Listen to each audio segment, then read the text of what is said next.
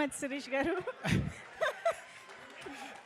So next నుంచి నేను మాట్లాడడం తగ్గియాలి, సిరీస్ స్టార్ట్ చేయాలి.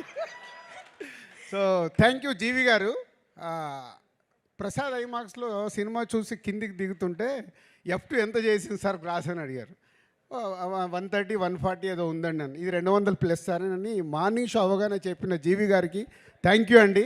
అంటే ఒక మీడియా పర్పస్ పాయింట్ ఆఫ్ వ్యూలో ఒక సినిమా చూసినప్పుడు ఇది 200 కోట్ల సినిమా అవుద్దని మొదటి షోకే చెప్పారు. Thank you.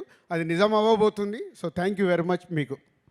Thank you so much Raju గారు అండ్ శిరీష్ గారు. నాకు యాక్చువల్లీ పెదరాయుడు సినిమాలో ఎంఎస్ నారాయణ గారి డైలాగ్ గుర్తొస్తుంది. మేము ఇప్పటివరకు చూడని 2 విషయాలు అనిల్ గారి దయ వల్ల చూడగలిగాము. ఇళ్లలో పాతుకుపోయినటువంటి ఆడవాళ్ళందరినీ థియేటర్స్ దగ్గర చూస్తున్నాము.